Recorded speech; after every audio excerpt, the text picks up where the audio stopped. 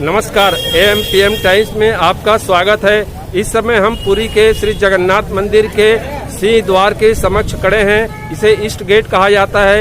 यहीं से श्रद्धालुओं भक्तों का प्रवेश दिया जाता है। चूँकि कोरोना काल के सेकंड लॉकडाउन के बाद यह मंदिर खुला है, इसलिए फिलहाल अपेक्षाकृत यहाँ श्रद्धालुओं की भीड़ कम है।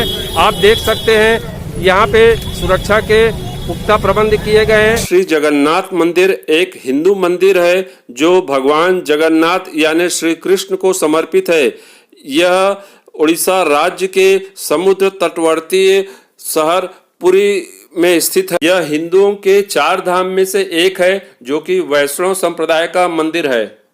कलिंग वास्तु शैली के इस मंदिर के संदर्भ में इतिहासकारों का कहना है कि गंग वंश के हाल ही में अन्वेषित ताम्रपत्रों से ज्ञात हुआ है कि वर्तमान मंदिर के निर्माण कार्य को कलिंग राजा अनंत वर्मन चोडंगदेव ने आरंभ करवाया था। मंदिर के जगमोहन और विमान भाग इनके शासनकाल यानी 1078 से 1148 में बने थे। फिर सन 1197 में जाकर उड़ीसा शासक अनंग भीमदेव ने इस मंदिर का वर्तमान रूप दिया था। इस मंदिर में जगन्नाथ जी की अर्चना सन 1558 तक होती रही।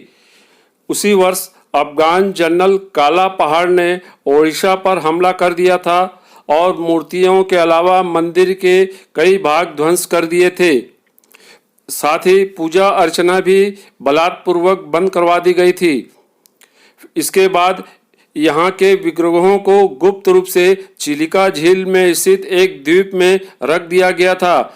इसके पश्चात रामचंद्र देव के खुर्दा में स्वतंत्र राज्य स्थापित होने पर मंदिर और उनकी मूर्तियों की पुनर्स्थापना हुई। श्री जगन्नाथ मंदिर के संदर्भ में कई किंवदंतियां और परंपरागत कथाएं भी हैं। एक परंपरागत कथा के मुताबिक भगवान जगन्नाथ की इंद्रनील या कहें नीलमणि से निर्मित मूल मूर्ति एक अगरू वृक्ष के नीचे प्राप्त हुई थी। कुछ समय पश्चात राजा इंद्रद्युम्न को स्वप्न में यही प्रतिमा दृष्टिगोचर हुई। तब उन्होंने कड़ी तपस्या की। फिर भगवान विष्णु जी ने उन्हें बताया कि वे पुरी के समुद्र तट पर जावें, जहां उन्हें लकड़ी का लट्ठा प्राप्त होगा। उसी लकड़ी से वह मूर्ति का निर्माण करावें। राजा ने ऐसा ही किया और उन्हें लकड़ी का वह लट्ठा भी मिल गया। तत्पश्चात राजा को विष्णु जी और विश्वकर्मा जी बढ़ई कारीगर तथा मूर्तिकार के रूप में उनके समक्ष उपस्थित हुए। उन्होंने उनके समक्ष यह शर्त रखी कि वे 1 माह में मूर्ति तैयार कर देंगे, लेकिन इस दौरान वे कमरे में बंद रहेंगे। तब तक राजा अथवा उसका कोई भी व्यक्ति उस कमरे के भीतर प्रवेश नहीं करेगा। माह के अंतिम दिन जब कोई भीतर से आवाज नहीं आई तो उत्सुकतावश राजा ने उस कमरे में झांका। तब वह वृद्ध कारीगर द्वार खोलकर बाहर आ गए और उन्होंने राजा से कहा कि मूर्तियां अभी अपूर्ण हैं, उनके हाथ अभी बने नहीं थे। राजा के अफसोस जताने पर मूर्तिकार ने बताया कि यह सब दैववश हुआ है और यह मूर्तियां इसी स्वरूप में स्थापित होकर पूजी जाएंगी। तब से श्री जगन्नाथ जी, बलभद्र जी और सुभद्रा की यह मूर्तियां इसी स्वरूप में इस मंदिर में पूजित हो रही हैं। कुछ अन्य इतिहासकारों, अनुसंधानकर्ताओं और धर्मविदों से बातचीत के बाद वर्ष 2014 में मैंने जगन्नाथ धाम पुरी पर 2 कविताएं लिखी थी, जिसमें से पहली कविता थी काष्ठ रूप जगन्नाथ, जो कुछ इस तरह है। 10 पल्ला के अरण्य में हुआ सूत्रपात, विप्र विद्यापति बने सूत्रधार, नील माधव दर्शन उपरांत सुनी देववाणी, काष्ठ रूप में तैरते पहुंचेंगे स्वयं जगन्नाथ, चक्र तीर्थ तीरे सागर तट तीरे, और यही काष्ठ खंड होंगे पूजित। लौटे विप्र और सुनाई गाथा, पंडु वंशीय नरेश इंद्रद्युम्न को, सच हुई घोषित पूर्णिमा पर देववाणी, मिले सागर तट तीरे काष्ठखंड, शंख, चक्र, गदा, पद्म उत्कीर्ण 3 काष्ठ अनुष्ठान यज्ञादि पश्चात प्रस्थित कराए जनकपुर गुंडीचा। आए बूढ़े बढ़ई के छद्म वेश में सृष्टिकर्ता, दिया सशर्त प्रस्ताव इंद्रदुम्न को। काष्ठ थे देव विग्रह निर्माण का। व्यवधान रहित बंद कमरे में प्रारंभ हुआ प्रतिमा निर्माण। कुछ दिनों बाद जिज्ञासावश इंद्रदुम्न ने किया वचन भंग। खोल दिया कमरे का दरवाजा। अदृश्य था बूढ़ा बढ़ई। मिले अर्ध निर्मित 3 विग्रह, कोहनी, हथेली, चरण विहीन, जगन्नाथ, बलभद्र और सुभद्रा। इन्हीं रूपों में होते हैं विग्रह पूजित। मान्यताओं के हैं ये श्रद्धा शब्दार्थ। अधूरे अंग होने के बाद भी होते हैं पूजित काष्ठ में जगन्नाथ, परंतु पूरे अंग पाने के बाद भी प्राणमय व्यक्ति दुष्कर्मों के फलीभूत होता है लज्जित। संपूर्ण अंगों का करता नहीं है सदुपयोग। जिंदा लाश बनकर ढोता रहता है जिंदगी का बोझ। हाड़ मांस वाला भी बन जाता है काष्ठमय व्यक्ति और देहदाह होता है लकड़ियों से। मेरी दूसरी कविता भी कुछ इस तरह है। जगन्नाथ करते हैं स्नान बद्री नारायण में, श्रृंगार स्थल है द्वारका। करते हैं अन्न का भोग पुरी में, जगन्नाथ का शयन स्थल है रामेश्वरम। मान्यताओं के हैं ये 4 धाम। जगन्नाथ का अन्न भोग तीर्थपुरी आबद्ध है आध्यात्मिक आस्था और दार्शनिक विशेषणों से। पुरुषोत्तम, उड्डयन, जमनिक, कुशा, शंख, नीलाद्रि, श्री क्षेत्र जगन्नाथ धाम को करते हैं उद्बोधित अपने शब्दार्थों से आस्थावान। पुरुषोत्तम शंख क्षेत्रपुरी पीढ़ियों का है आस्था धाम। जगन्नाथ मंदिर समर्पित है विष्णु के अवतार कृष्ण को, परंतु कृष्ण के ज्ञान से परे आस्था के शंखनाद के साथ प्रतिमा पर वर्चस्व का चक्र करता रहा रक्त रंजित राजकीय इतिहास को। सदियों की साक्षी स्याही ने दर्ज कर दी है अपनी पीड़ा पीढ़ियों के समय ध्वज पर। मगध नरेश महाझपनंद प्रतिमा हरण से हुए कलुषित। कलिंग सम्राट खारवेल के पराक्रम से हुआ प्रतिमा का पुनः प्रतिष्ठापन। उत्कल नरेश ययाति केसरी मंदिर भव्यता के बने निमित्त। समय और समुद्री जलवायु खंडित करती रही श्रद्धा की शिला से निर्मित जगन्नाथ मंदिर को। गंग वंशीय नरेश, चोड़ गंगदेव, अनंत बर्मन, अनंग भीमदेव, खुर्दा नरेश, रामचंद्र देव पुनर्निर्माण के बने माध्यम। कलिंग शैली की स्थापत्य वास्तु शिल्प कला वक्रीय रेखी आकार युक्त जगन्नाथ मंदिर को देती है नव आयाम।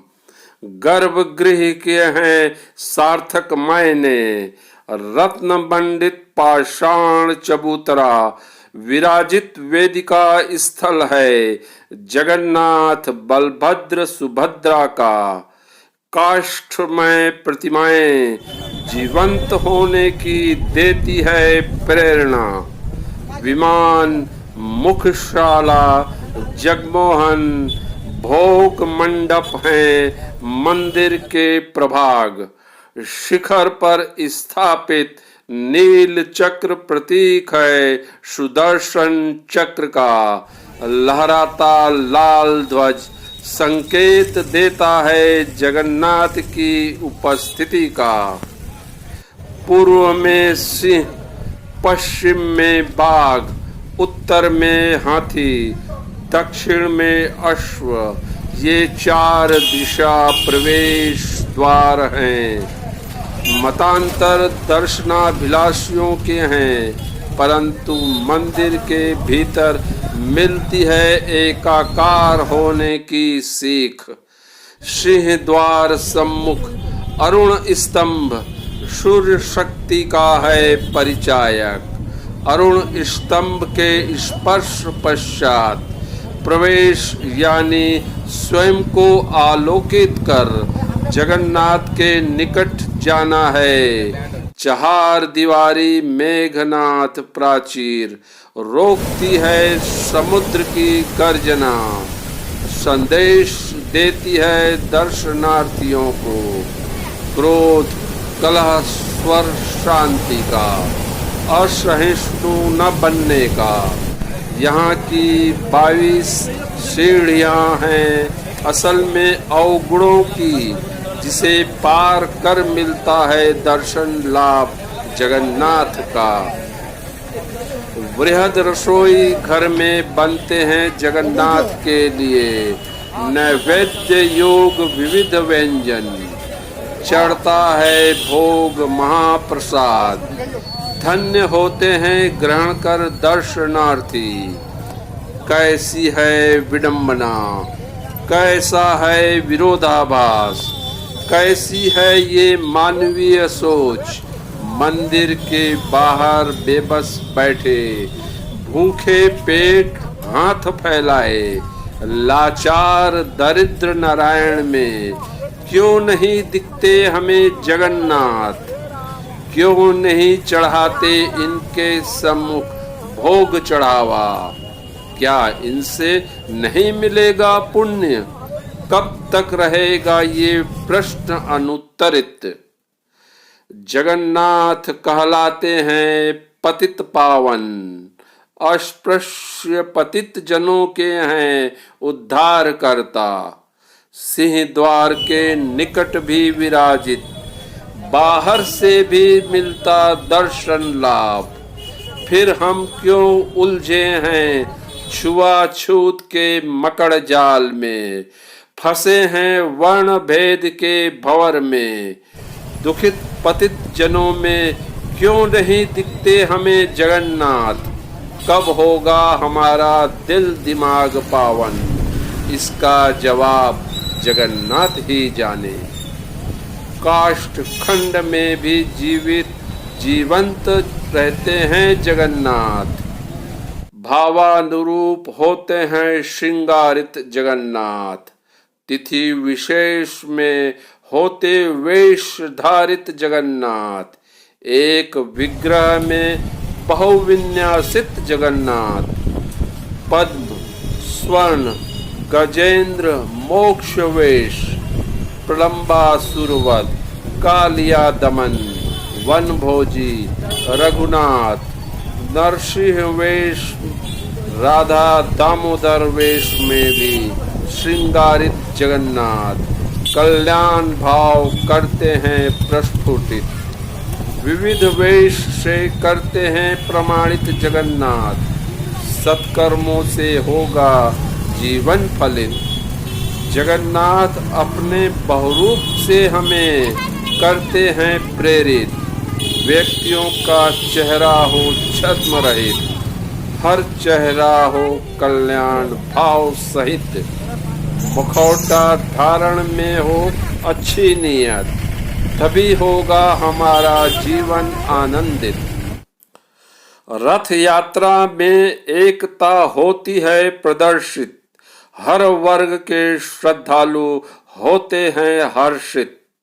जगन्नाथ नंदी घोष रथ पर होते विराजित, बलभद्र ताल ध्वज रथ पर होते विराजित।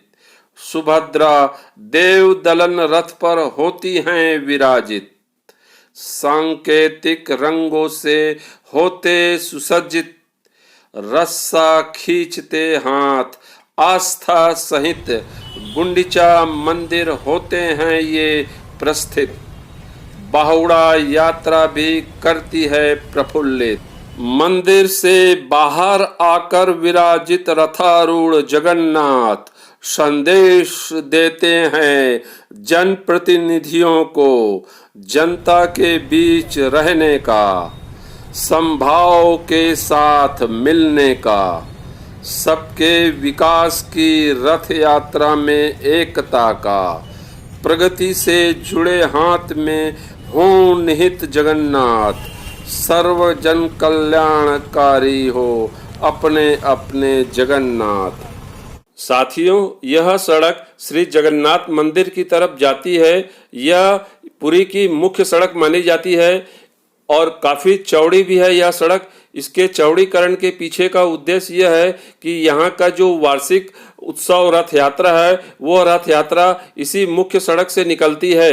आपको बता दें कि आषाढ़ शुक्ल पक्ष की द्वितीया को वार्षिक रथ यात्रा निकलती है। श्री जगन्नाथ मंदिर के तीनों मुख्य देवता भगवान जगन्नाथ, उनके बड़े भाई बलभद्र और बहन सुभद्रा, इनकी काष्ठ प्रतिमाओं को 3 अलग अलग भव्य और सुसज्जित रथों में विराजमान कर यात्रा निकाली जाती है जो कि 5 किलोमीटर लंबी होती है। यह रथ यात्रा गुंडीचा मंदिर तक प्रस्थान करती है। इस वार्षिक रथ यात्रा में लाखों लोग सम्मिलित होते हैं। यह मंदिर 4 दीवारी से घिरा हुआ है। इस मंदिर का परिसर करीब 4 लाख वर्ग फुट में विस्तृत है। मुख्य मंदिर वक्र रेखीय आकार का है। इसके शिखर पर विष्णु जी का सुदर्शन चक्र मंडित है जो कि 8 आरों का चक्र है। इसे नील चक्र भी कहा जाता है। यह अष्ट धातु से निर्मित है। कलिंग शैली के मंदिर स्थापत्य कला और शिल्प के आश्चर्यजनक प्रयोग से परिपूर्ण यह मंदिर देश ही नहीं पूरे विश्व में प्रसिद्ध है। मंदिर का मुख्य ढांचा करीब 214 फीट ऊंचे पाषाण चबूतरे पर निर्मित है। इस मंदिर के आंतरिक गर्भगृह में एक रत्न मंडित पाषाण चबूतरे पर भगवान श्री जगन्नाथ, बलभद्र और सुभद्रा की काष्ठ प्रतिमाएं प्रतिस्थापित हैं। इस मंदिर का एक अन्य आकर्षण यहाँ का रसोई घर भी है। यहाँ का रसोई घर भारत का सबसे बड़ा रसोई घर के रूप में जाना जाता है। इस विशाल रसोई घर में भगवान श्री जगन्नाथ को चढ़ाए जाने वाले महाप्रसाद को तैयार करने के लिए करीब 500 रसोइये और उनके 300 सहयोगी कार्य करते हैं। साथियों, आपको हम यह भी बता दें कि श्री जगन्नाथ मंदिर की सुरक्षा के मद्देनजर आज से 2 वर्ष पूर्व मंदिर की चौहद्दी से 75 मीटर की दूरी के आसपास स्थित विभिन्न मठों, दुकानों, मकानों आदि को तोड़ने का कार्य प्रारंभ किया गया था। इसके बाद यहाँ के सौंदर्यीकरण का काम भी निरंतर जारी है। श्री जगन्नाथ मंदिर के सिंह द्वार के सामने स्थित करीब 900 वर्ष पुराने ऐतिहासिक एमार मठ को जब तोड़ा जा रहा था तब भी काफी विवाद की स्थिति निर्मित हो गई थी। लगभग 12वीं सदी में निर्मित इस 4 मंजिला एमार मठ की गणना राज्य के धनिक मठों में भी होती है।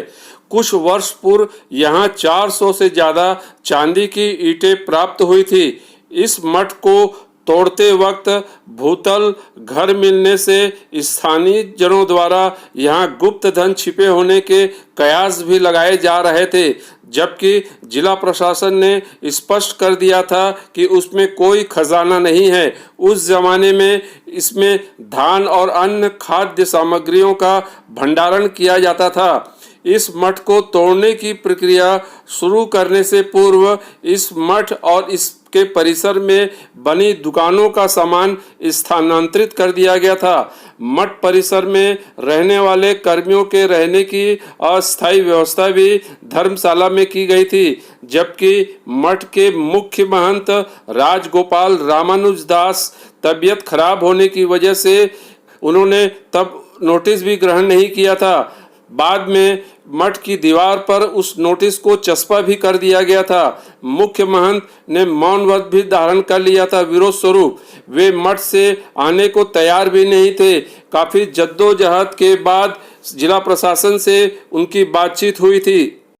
इस मठ को ऊपरी मंजिल से तोड़ना प्रारंभ किया गया था।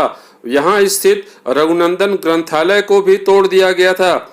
इसके पहले सैकड़ों वर्ष प्राचीन लंगुली मठ को भी तोड़ दिया गया था। भाई साहब, ये जो पीछे टूटा हुआ भवन दिख रहा है, ये क्या था यहाँ पहले? ये हमारा मठ था जी। यहाँ पे भगवान जी का सब प्रसाद जाता है। ये सब टूटा है, मंदिर की सजावट के लिए ये सब टूटा हुआ है जी। यहाँ पे पार्किंग बना हुआ है। जो सब दुकानदार थे उनको भी प्रशासन ने वहाँ 1 किलोमीटर में जगह दिया है। वहाँ पे सब दुकानदार आराम से दुकान करके बैठे। जहाँ हमारा लाइट का जगह है, हमसे मुंडन करने के लिए यहाँ पे दिया है। जी। तो सब आशा से टूटा हो जाएगा तो पूरा ये करेंगे। वहाँ पे पार्किंग होगा, लाइब्रेरी होगा, ये सब यहाँ पे बनाएंगे। ये हमारे मठ है, आधा टूटा है, आधा है। और एमआर मठ के ऊपर जो रघुनंदन ग्रंथालय था, वो आजकल कहाँ पे है? वो तो अभी नहीं है, वो बनाने तो टूट के बाद बनाएंगे, यहाँ पे ही बनाएंगे। यहाँ पे बनाएंगे और अभी लाइब्रेरी है। भाई साहब, ये जो पीछे खाली जमीन दिख रही है, यहाँ के कौन सा मठ और क्या दुकानें थी जब 2 साल पहले तोड़ाई के कार्य शुरू हुआ था? यहाँ पे सब दुकान घर था और साइड में एमआर मठ था। कौन सा मठ था? एमआर मठ। अच्छा। और वो साइड में पूरा लंगुली मठ था। इधर लंगुली मठ किधर था? वो साइड जी। वो साइड तोड़ दिया है और रास्ता बन गया। और एमआर मठ जो तोड़ा गया है, वहाँ क्या बना दिया गया? रास्ता बन गया, लाठी बना दिया। और यहाँ जो पीछे जो दुकानें थी, उसमें क्या क्या बनना है?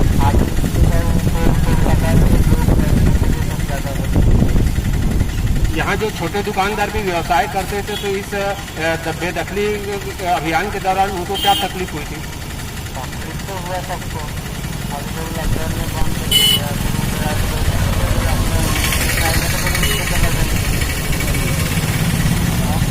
और अभी जो ये कोरोना काल में सेकंड लॉकडाउन में खुला है मंदिर, तो इस जब मंदिर बंद था तो आपका व्यवसाय भी काफी प्रभावित हुआ होगा।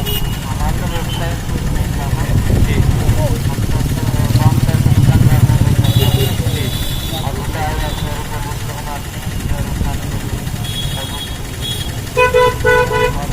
तो जिला प्रशासन ने आप जैसे छोटे दुकानदार फेरी वालों की मदद करती है क्या?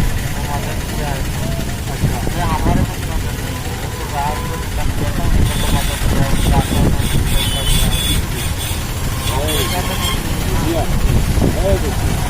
जिला प्रशासन ने जब बड़दांड में सरकारी जमीन पर बनी दुकानों को तोड़ने का कार्य शुरू करवाया था, तब भी विरोध की स्थिति निर्मित हो गई थी, लेकिन किसी तरह दुकानदारों को समझा लिया गया था। जिला प्रशासन द्वारा जगन्नाथ मंदिर की सुरक्षा सुनिश्चित करने के मद्देनजर समस्त ऐतिहासिक कदम उठा लिए गए थे।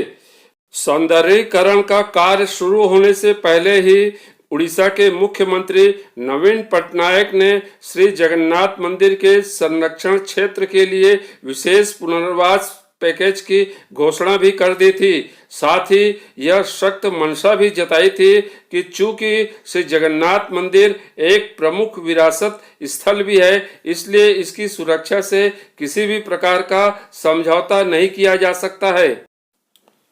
मुख्यमंत्री नवीन पटनायक ने पुरी को विश्व का धरोहर शहर बनाने के लिए विशेष पुनर्वास पैकेज की घोषणा करते हुए दावा किया गया था कि सभी पीड़ित प्रभावितों को विशेष पुनर्वास नीति के तहत मुआवजा बतौर अतिरिक्त वित्तीय सहायता भी दी जाएगी। 2 वर्ष पूर्व शुरू किए गए सौंदर्यीकरण का कार्य अब चरम स्थिति पर दिख रहा है। इसका असर भी दिख रहा है और इसका सीधा लाभ श्रद्धालुओं को भी मिल रहा है। मंदिर में प्रवेश देने के पूर्व सुरक्षा कर्मियों द्वारा श्रद्धालुओं के कोरोना वैक्सीनेशन के फाइनल सर्टिफिकेट और जिन्होंने वैक्सीनेशन नहीं करवाया है उनके 96 घंटे के भीतर हुए कोरोना टेस्ट के नेगेटिव सर्टिफिकेट को देखकर ही प्रवेश दिया जा रहा है। इसके अलावा श्रद्धालुओं के फोटो, नाम वाले आईडी कार्ड आधार कार्ड या वोटर आईडी कार्ड को भी देखा जा रहा है, उसे स्कैन किया जाता है और कैमरे के समक्ष उपस्थित रहकर उनकी फोटो लेने के बाद ही उन्हें पूरे जांच परख के बाद अंदर जाने दिया जाता है। इस जांच प्रक्रिया पूरी होने के पश्चात श्रद्धालुओं को अपने मोबाइल फोन, कैमरा, छाते, लेदर के सामान, बैग तथा अन्य वस्तुओं को मोबाइल स्टैंड और शूज स्टैंड में रखकर अंदर प्रवेश दिया जाता है। इस मंदिर के भीतर चप्पल जूते पहनकर जाना भी पूरी तरह वर्जित है और कोई भी सामान ले जाना भी प्रतिबंधित है। इस इंफॉर्मेशन सेंटर के पास बने मोबाइल स्टैंड और शूज स्टैंड में इन्हें अपने सभी सामान जमा कराने पड़ते हैं। श्रद्धालुओं को ईस्ट गेट यानी सिंह द्वार से प्रवेश दिया जाता है और इनकी निकासी उत्तर द्वार यानी नॉर्थ गेट से होती है। श्री जगन्नाथ मंदिर प्रशासन द्वारा 23 अगस्त 2021 से ये सभी नियम पूरी कड़ाई के साथ पालन कराए जा रहे हैं। आपको बता दें कि श्री जगन्नाथ मंदिर खुलने का समय सुबह 7 बजे से लेकर शाम 7 बजे तक है। गौरतलब है कि शनिवार और रविवार को श्रद्धालुओं को मंदिर में प्रवेश नहीं दिया जा रहा है। इसकी वजह यह है कि शनिवार और रविवार को समूचे मंदिर परिसर को सैनिटाइज किया जाता है, इसलिए मंदिर के द्वार बंद रखे जाते हैं। कोरोना से बचाव के मद्देनजर विशेष पर्वों में भी श्रद्धालुओं का प्रवेश प्रतिबंधित कर दिया गया है। मसलन जन्माष्टमी को भी मंदिर प्रवेश बंद रखा गया था। इसी तरह 10 सितंबर 2021 को आने वाली गणेश चतुर्थी में भी श्रद्धालुओं को प्रवेश नहीं दिया जाएगा। सोशल डिस्टेंसिंग के नियमों का पालन करने के लिए इसे कड़ाई से लागू किया गया है। प्रवेश को लेकर कुछ श्रद्धालु सुरक्षा कर्मियों से विवाद करते भी नजर आते हैं। महाराज जी, आपका शुभ नाम क्या है? किशन प्रतीक। महाराज जी, ये बताइए कि कोरोना काल के बाद सेकंड लॉकडाउन में मंदिर खुला है, तो इस समय जो यजमानों की संख्या कम है कि ज्यादा है?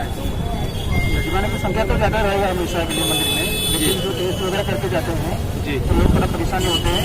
कोई सिंगल डोज लिया है और आरटीपीसीआर रिपोर्ट टेस्ट करने के बाद तो अंदर में अलाउ होता है। जो लोग डबल वैक्सीन लिए हैं उनका आधार कार्ड मस्त करके अंदर में जाते हैं जी, लेकिन जो लोग सिंगल वैक्सीन लिए हैं कोई आरटीपीसीआर रिपोर्ट टेस्ट करके नहीं आते, तो यहाँ पर परेशानी होता है। आरटीपीसीआर रिपोर्ट और आपका आधार कार्ड आपको तो महाराज जी, इस समय मंदिर खुलने का समय क्या है और बंद होने का समय क्या है, और यहाँ कौन कौन सी विशेष पूजा होती है? मंदिर खुलने का समय सुबह 7 बजे से 12 बजे तक जी। मंदिर सुबह 7 बजे खुलता है, रात को 12 बजे बंद होता है। इवनिंग 7 बजे तक बाद में मंदिर में पब्लिक को अलाउ है। सुबह 7 से इवनिंग 7 बजे तक एंट्री करते हैं मंदिर में। 7 बजने के बाद में मंदिर में और कोई एंट्री नहीं होती है, लेकिन रात को 12 बजे दर्शन बंद होता है। महाराज जी, ये जगन्नाथपुरी का पूरे देश भर में काफी नाम है, तो इसका धार्मिक महत्व क्या है आपकी दृष्टि से? ये मंदिर नहीं है, जगन्नाथ मंदिर है। ये 4 धाम में से सबसे बड़ा धाम होता है जगन्नाथ धाम। हमारे वर्ल्ड में 4 धाम जो होता है सबसे बड़ा होता है जगन्नाथ धाम। तो यहाँ पे लोग आते हैं तीर्थ यात्रा करने के लिए, मुख्य होता है यहाँ पर तीर्थ कहते हैं। यहाँ पर भगवान जी को भगवान यहाँ पर सब खाना खाते हैं। भोजन प्रिय भगवान है इधर में, भगवान को यहाँ पर प्रसाद चढ़ता है। यहाँ पर कोई पूजा वगैरह जो होता है सब प्रसाद से पूजा होता है। यहाँ पर रुपया वगैरह कितना रुपया रख के चला जाएंगे, लेकिन पूजा नहीं होता है। यहाँ पर जो प्रसाद चढ़ाते हैं वही प्रसाद आपको रिटर्न मिलता है, जो आप वहाँ लेके जा सकते हैं। यहाँ पर पूजा है तो भगवान का अन्नदान, तो वर्ल्ड में कहीं पर अन्नदान नहीं होता है, तो अन्नदान देते हैं। यहाँ पर भगवान को हल्का भोग लगने के बाद आप लोग खाना खाने के लिए जो खाने वाला प्रसाद जो है वो खाने वाला इधर में पूजा लगने के बाद में आप लोग वो खा सकते हैं। इधर बैठ के खा सकते हैं, नहीं तो मंदिर के बाहर आनंद हो जा रहे हैं वहाँ पर बैठ के खा सकते हैं। यहाँ पर पूजा जो होता है अन्नदान और सूखा वाला प्रसाद महाराज जी, मंदिर के जो शिखर में जो चक्र है वो किसका प्रतीक है, और जो लाल ध्वज है उसका क्या अर्थ है? चक्र का कोई प्रतीक नहीं है, ऊपर में चक्र है, उसका नाम है नील चक्र। मंदिर में 2 चक्र पूजा पाते हैं, सुदर्शन चक्र के नील चक्र। सुदर्शन चक्र जो है वो भगवान के पास में देखते हैं, जगन्नाथ जी के पास में। ऊपर में तो नील चक्र देखते हैं, अष्ट धातु का बना हुआ है। इसका हाइट 14 मीटर है। आप यहाँ से 20 एंगल से घूम घूम के देखेंगे कि आपको टोटल गोली दिखाई देगा। साइड से भी देखेंगे तो आपको गोली दिखाई देता है। इसका हाइट 14 मीटर। तो मंदिर में जो झंडा चेंज होता है हर शाम को चेंज होता है, ऐसा नहीं है। मंदिर में जो कलर का चेंज होता है वो येलो कलर का होता है, रेड कलर का झंडा होता है। किसी दिन सफेद कलर का झंडा भी चढ़ता है। झंडे का कलर उससे कुछ नहीं है, लेकिन जो सबसे बड़ा 17 मीटर ऊपर वाला सबसे बड़ा झंडा होता है वो 14 हाथ का होता है। सबसे बड़ा होता है 14 हाथ।